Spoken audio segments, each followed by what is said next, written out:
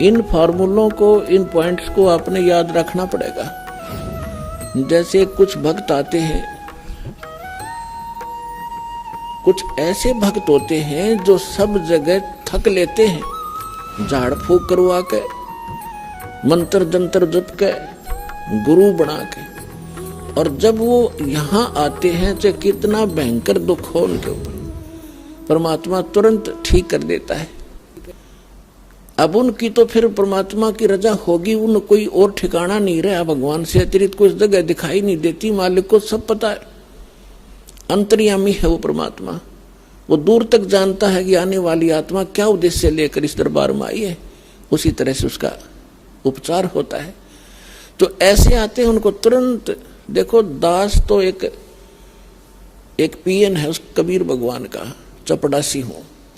आपकी अर्जी दास के पास आती है, दास उस परम पिता की टेबल पर रख देता है। अब उसने यस और नो उस कबीर भगवान ने करनी है, और यहाँ सेकंडों में होती है। यहाँ कोई कार्यालय नहीं है, वह साइन होगा फिर वापस आओगी। सेकंड्स के भी कुछ क्षणों में वो सब अर्जी परमात्मा फैसला करता है। तो जो भी आता है, जैसी उसकी अंतःकरण की भावना होती है, दास आपकी अर्जी दास के पास, दास की परमात्मा के पास, तो फिर करना उस मालिक ने है। तो कुछ ऐसे आते हैं, उनको तुरंत राहत मिलती है।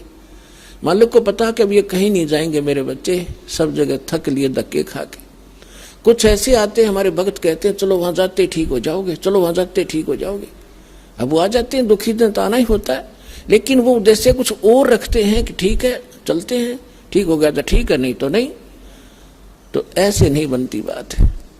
तो इसलिए दास सबसे पहले आपसे कहता है कि किसी को भी आप प्रेरित करो, अच्छी बात है, क्योंकि भूले को राह दिखाना एक परम कर्तव्य बनता है सब नागरिक का।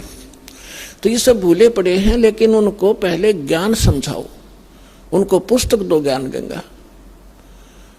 और ये ज्ञान गंगा पुस्तक जो है, और भी कोई हमारी सीडी है बनाई हुई, या कोई भी परमात्मा का लिटरेचर जो इस दास के सत्संगों से बना है, उनको उनको दो पढ़ने के लिए। और ये एक ऐसा ज्ञान है परमात्मा का, कबीर साहब कहते और ज्ञान सब ज्ञानड़ी, और कबीर ज्ञान सो ज्ञान, और जैसे गोला तोब का करता चले मैदान। तो पहले उनको ज्ञान से समझाओ, फिर वो ज्ञान से परिपूर्ण होकर फिर यहाँ आएंगे।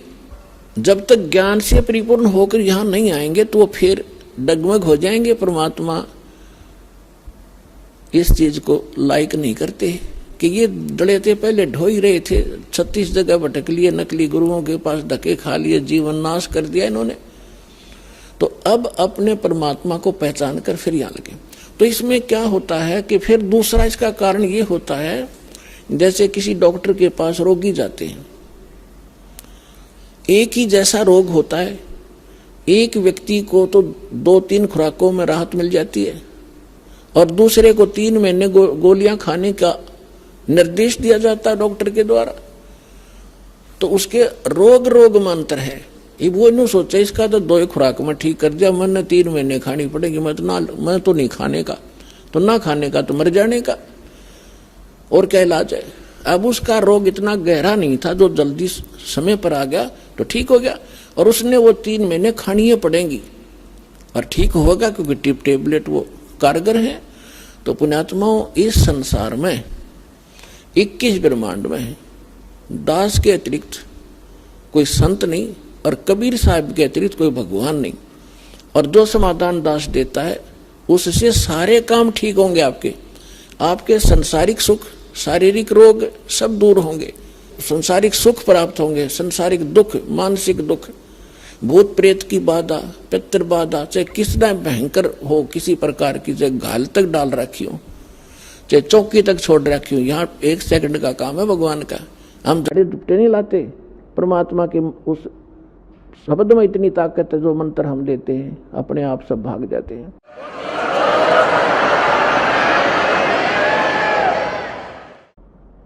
फिर कहते हैं धीरे धीरे रे मना, धीरे सब कुछ होवे, माली सींचे 100 घड़ा, समय आवे फल होवे।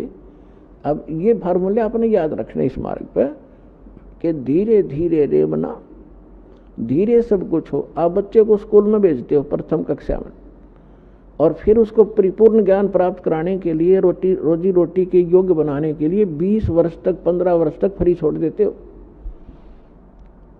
BA करके फिर वो 5-4 वर्ष का कोर्स भी करता है, और फिर 2 रोटी का साधन उसको बनता है।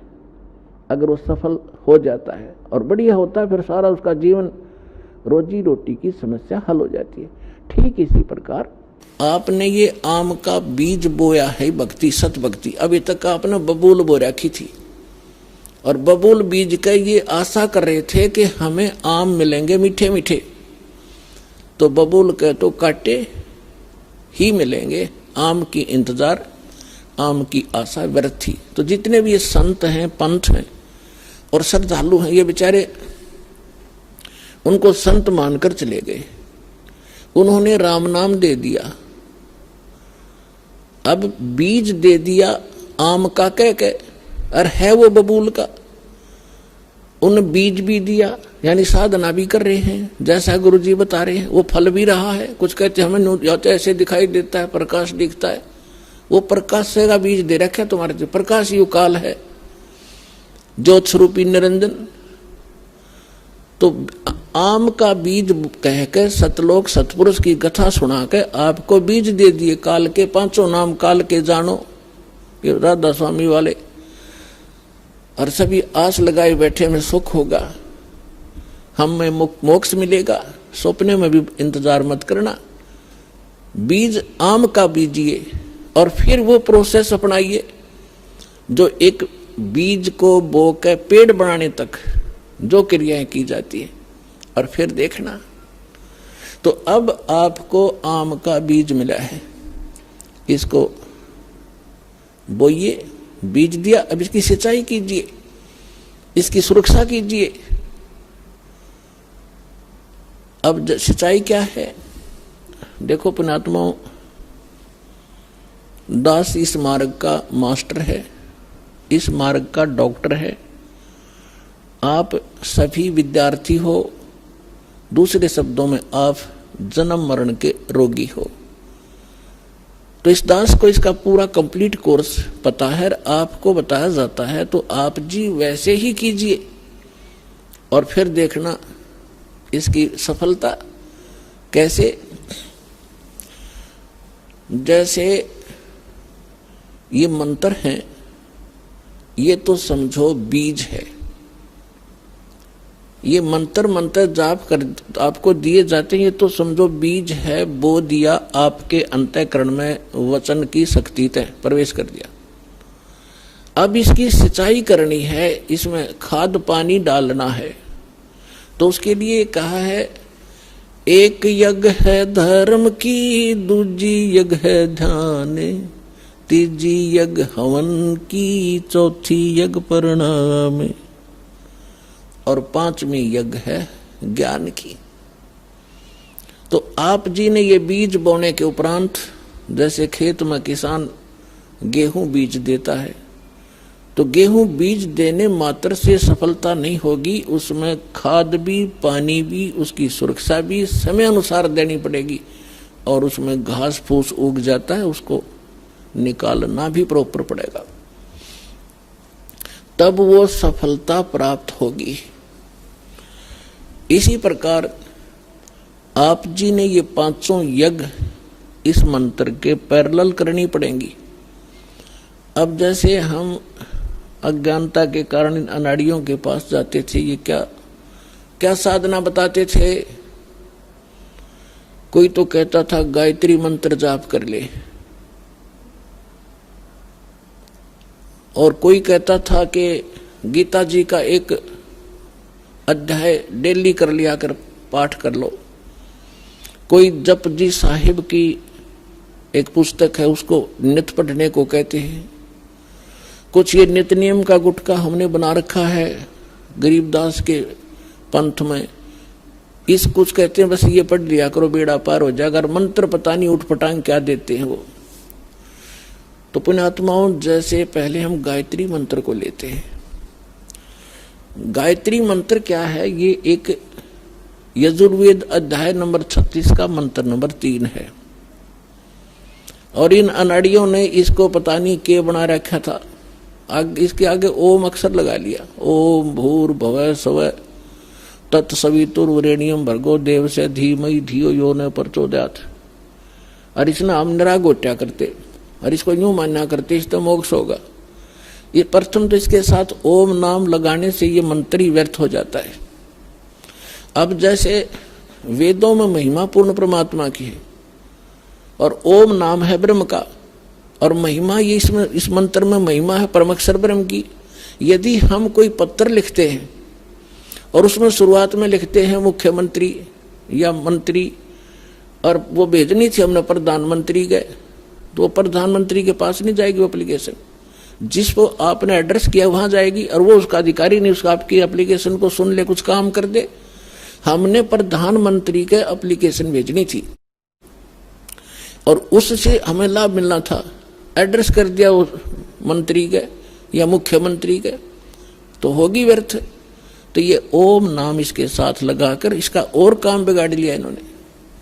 दूसरी बात रही, अगर यदि इस ओम नाम ना लगा के और भूर्भाव से शुरू करके इसका बार बार आवर्ती करते रहे, रिपीटेशन करते रहे, तो इससे लाभ क्या होगा?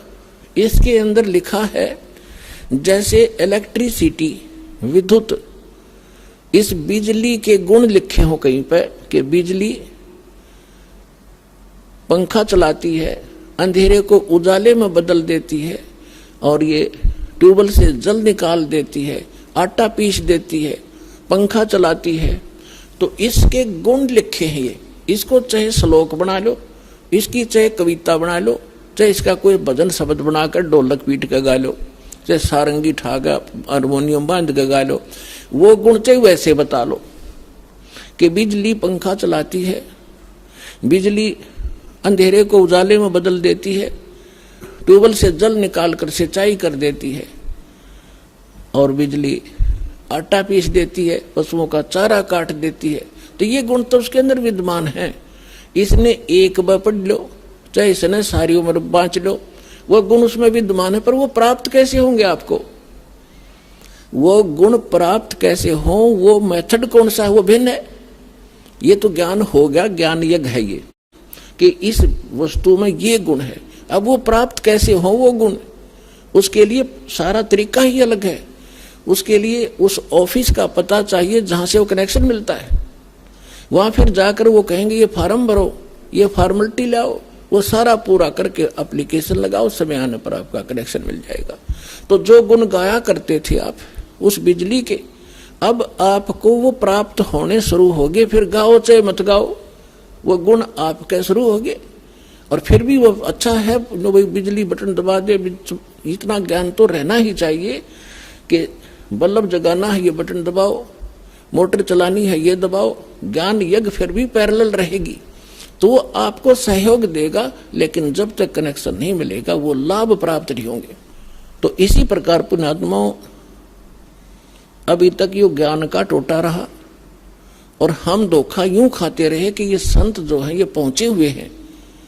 बता, इन सतपाल जी महाराज और ये बाल योगेश्वर जैसे, इन्हें कक्का नहीं पता भक्ति मार्ग का, ये आसाराम महाराज जैसे, और करोड़ों को डुबो के और ये अपना जीवन नाश करके चले जाएंगे। अब ये अपरमात्मा कहते हैं गुरुआ गाम बिगाड़े संतो गुरुआ गाम बिगाड़े, ऐसे कर्म जीव कला दिए ईव जड़े ना जाड़े।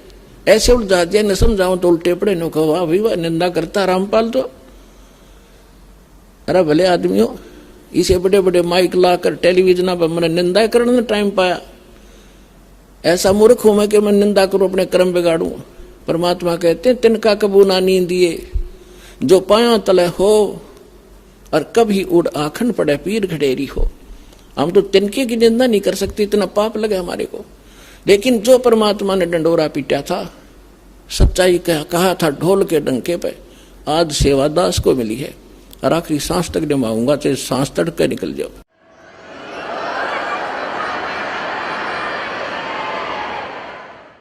अब इसको कोई निंदा समझता है तो उसने भांग पी रखी है या कति अनजान आदमी है। अब जैसे किसी ने नकली नोट बना लिए थे पीछे, और बहुत भी बनाते रहते हैं समय समय पर। और सरकार क्या करती है, डुप्लीकेट और ओरिजिनल को दोनों को साथ साथ दिखाती है।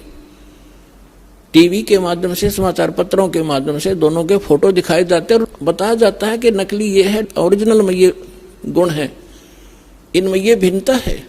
तो क्या सरकार आलोचना करती है, महापरोपकार करती है? ना, ठग लूट ले जाते संसार को। तो ये दास कर रहा है। हमारे ओरिजिनल नोट है, हमारे सदग्रंथ, और वो महापुरुषों की अमर वाणी जिनको भगवान मिला। और ये डुप्लीकेट अनुभव है इन संतों के जो उनसे मेल नहीं खाते, उनको त्याग दो, ओरिजिनल नोट ग्रहण करो बरवाला आश्रम आके। इतनी सी बात है। अब इसको कोई निंदा कहता है तो कुछ दिनों में फिर वो इस ज्ञान को समझकर गुणगान किया करेगा, रोया करेगा एकांत में बैठ के, कैसे महापुरुष के बारे में मैंने क्या शब्द बोल दिए। कबीर साहब कहते हैं, सतगुरु के सिजदा करूं कर्म छुटाए कोट, और जो ऐसे सतगुरु की निंदा करे फिर जम तोड़ेंगे होठ। उसके बुरा हाल होगा उन लोगों का आगे चल के, समय पर ना सब ले। तो प्रसंग जो चल रहा है उसी पर आते हैं। इस भक्ति बीज को सफल करने के लिए बहुत से प्रोसेस है, प्रोसीजर है। इन सभी को आपने रेगुलरली अपनाना पड़ेगा। जैसे किसान फसल की देखरेख, उसमें सिंचाई, खाद, पानी समय अनुसार और उसकी सुरक्षा आखिरी दम तक संभाल करता है, सुरक्षा करता है। तो कबीर साहब कहते हैं, पाकी खेती देख के गर भाइयों मत किसान, अब हो झोले बहुत हैं, घर आले तब जान। अब जैसे कई भक्त जो अपना जीवन नाश कर गए, यहां से एक दो परिवार चले गए, सारे सुख हो क्यों, यहाँ आने के बाद तो सुख सागर है। जब एसी रूम में बैठोगे तो ठंड का ठंडक रहेगी, फिर वो भूल जाते हैं एसी रूम से बाहर गर्मी भी है। जहाँ एसी नहीं है तो वो कुछ दिनों में निकल जाते हैं एडमिट करके, और बाहर जाके फिर उनको पता चलता है कि क्योंकि जो उन्होंने 2-4 वर्ष पुण्य इकट्ठे कर लिए यहाँ रेगुलर शास्त्र अनुकूल साधना करके, भक्ति करके, और 2-4 वर्ष वो यहाँ रहे हैं, तो उनको वो पुण्य संग्रह हो गए उनके। अब वो पुण्य काल देगा ही देगा उनको। अब वो क्या गलती करते हैं, क्या कहते हैं एक दूसरे भक्त को कि हमने तो 3 वर्ष हो गए नाम छोड़ दिया, हमारा क्या बिगड़ गया, सब भटपट की बातें हैं, घर बैठ कर भक्ति कर लेंगे। तो वो एक आध न और डबो सकते, इसलिए दास आपको ये फाउल पॉइंट बता रहे हैं ताकि ऐसा कोई सिर फिरा मिल जाए गुरुद्रोही तो उससे भी बचना आपने। क्योंकि परमात्मा कहते हैं, जैसे माता गर्भ को रख यत्न बना और ठेस लगे तो छिन हुए, तेरी ऐसे भक्ति नसावे। तो भक्ति का नाश शीघ्र हो जाता है, इसको प्रफुल्लित करने में समय लगता है।